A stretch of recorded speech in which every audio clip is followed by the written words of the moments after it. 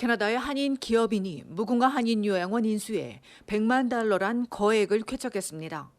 한인 사회 역사상 최초의 최고액입니다. 지난 월요일 추진위에 100만 달러 기부 의사를 전한 최등용 사장은 자신의 기부가 동포 사회를 고무시켜 모금 운동이 더 활발해지기를 바란다고 전했습니다. 이어 우리가 함께 이룰 수 있을 것이란 희망의 메시지도 덧붙였습니다. 최 사장은 그동안에도 기부 활동을 계속해 왔습니다. 캐나다 한인 장학재단에만 2010년까지 125만 달러를 기부했고 스코필드 장학재단과 워터루 대학 등 여러 곳에 기부를 이어왔으며 그 공로를 인정받아 2007년에는 한국 정부로부터 대통령 훈장도 받았습니다. 1969년 이민화, 무역과 홈 하드웨어에 근무하던 최 사장은 1975년 온타리오주 워터루 키치너에 도널드 최 하드웨어 및 가구 회사를 설립 운영하며 오랫동안 아름다운 나눔을 몸소 실천해 왔습니다. 이런 최 사장의 통큰 기부 덕분에 다소 지지부진했던 무궁화 요양원 모금 운동도 활력을 얻을 것으로 보여집니다. 450만 달러 중 400만 달러를 달성한 추진위는 무궁화 요양원 인수를 확정지을 수 있는 기부라며 감사와 환영을 전했습니다. 더 나아가 초과 달성까지도 기대할 수 있게 됐다며 최 사장의 기부가 동포 사회의 기부 운동을 새롭게 점화하고 도약하는 계기가 될 것이라고 강조했습니다. 추진위는 한인 사회가 무궁화 요양원 60개 침상 인수에 머물지 말고 추가 침상을 더 확보해 나가야 한다며 더 많은 한인이 이번 기부 운동에 동참해 줄 것을 부탁했습니다. 얼티비 뉴스 손희정입니다.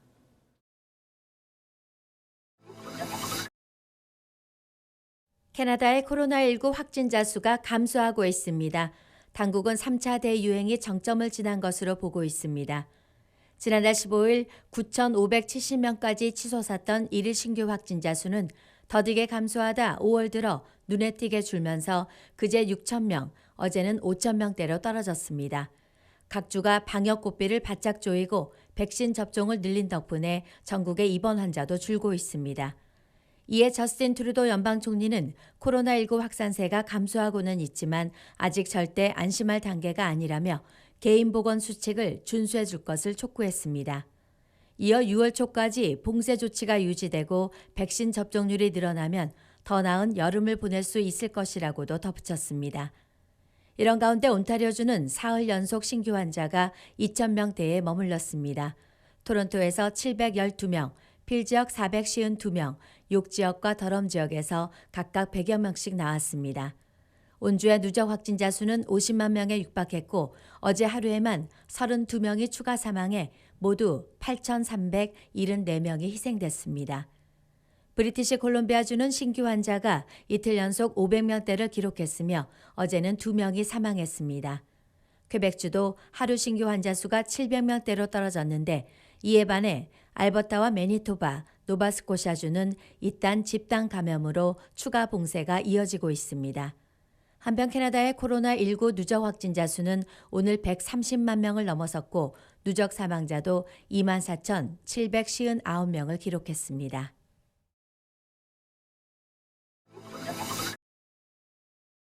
온타리오주의 당국이 코로나19의 1차 접종 백신으로 아스트라제네카 제품 사용을 중단하기로 했습니다. 아스트라제네카 백신의 혈전증 발생 보고가 증가하는 데 따른 것입니다. 지난 8일 기준 온주에서 아스트라제네카 백신 접종 후 발생한 혈전증 사례는 총 8명으로 인구 6만 명당 1명꼴입니다. 어제 정부는 접종자의 위험이 유달리 커졌기 때문이라기보단 때에 따라 부작용이 심각하기 때문이라며 관련 자료와 정보를 살펴보는 동안 잠시 멈추는 것이라고 설명했습니다. 또한 다른 백신의 공급이 충분하게 이루어지기 있기 때문에 이번 결정이 가능했다고도 덧붙였습니다. 온주 정부는 남는 아스트라제네카 백신 물량을 2회차분 접종을 위해 보관할 것으로 알려졌습니다.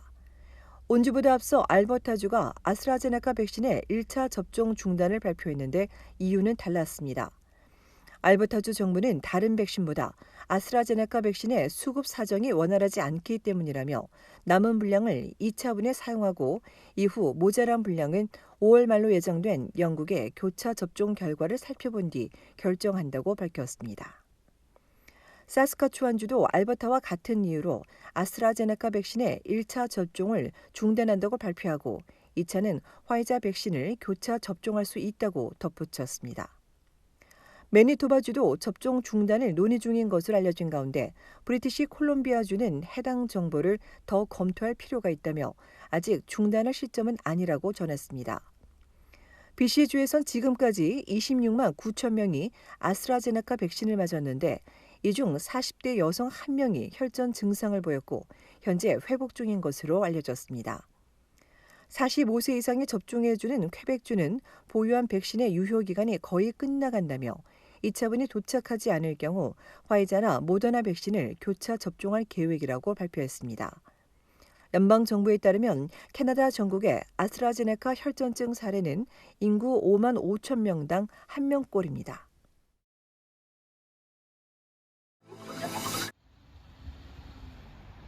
이진수 전 토론토 한인회장의 운구차가 토론토 한인회관으로 이동합니다.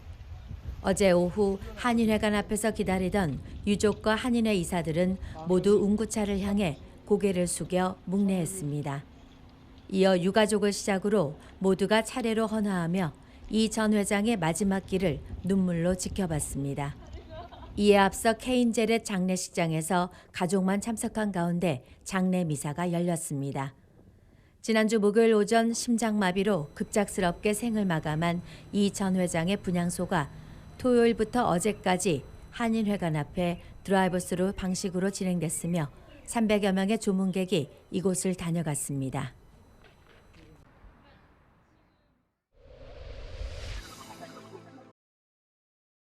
온타리오주 놀스 서쪽에서 연쇄 추돌 사고가 발생했습니다.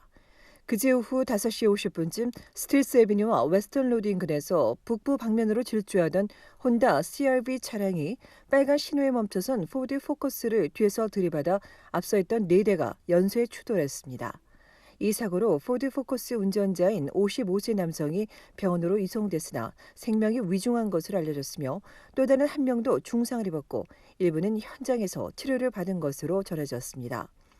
목격자들을 상대로 정확한 사고 경위 등을 조사 중인 경찰은 당시 사고 현장이 담긴 대식행 영상을 가진 운전자들은 경찰에 제보해 줄 것을 요청했습니다.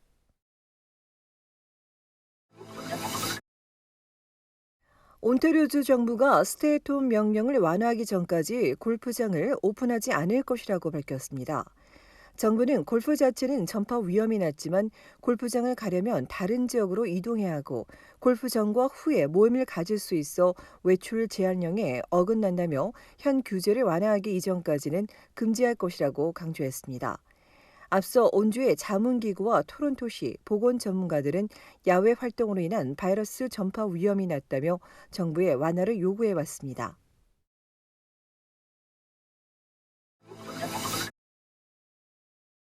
온타리오주 리치몬드일의 한 시의원이 자신의 감염을 공개하고 백신 접종을 독려했습니다.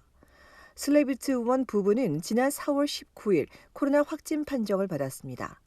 중증 호흡기 질환 병력이 있었던 슬레비트 의원은 남편보다 증상이 심할 것으로 예상했으나 한 달 전 아스트라제네카 백신을 맞은 덕분에 증상이 경미했는데 미접종이었던 남편은 호흡 곤란으로 병원에 입원해 지금까지 산소 호흡기에 의존하며 집중 치료를 받고 있습니다. 슬레비트 의원은 면회 불가로 남편을 만나지 못하는 안타까운 심정을 전하며 주민들 모두가 바이러스에 감염되지 않도록 각별히 유의하고 백신 접종을 서둘러야 한다고 강조했습니다.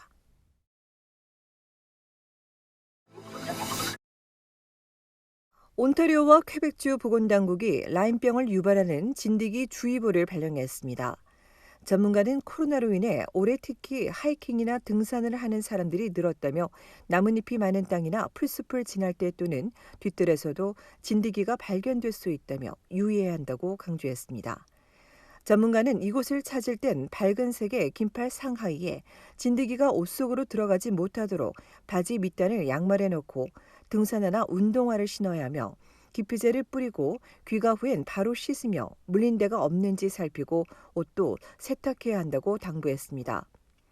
진드기에 물리면 떼어내고 이후 오한이나 두통, 물린 부위가 빨간 동그라미 모양으로 변하면 즉시 가정의에게 문의하고 진드기를 발견하면 사진을 찍어 에틱-CA에 보내 후속 조치에 대한 정보를 얻을 것을 덧붙였습니다.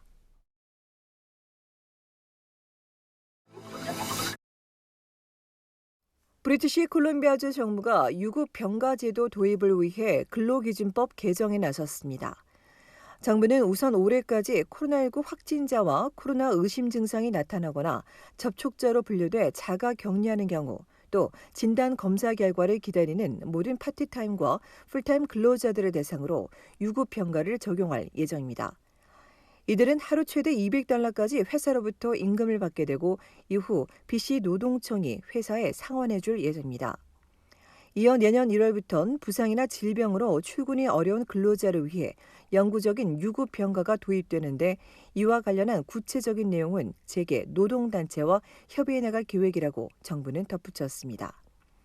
이에 대해 노동계는 사흘만으로는 부족하다며 시비를 촉구하고 있습니다.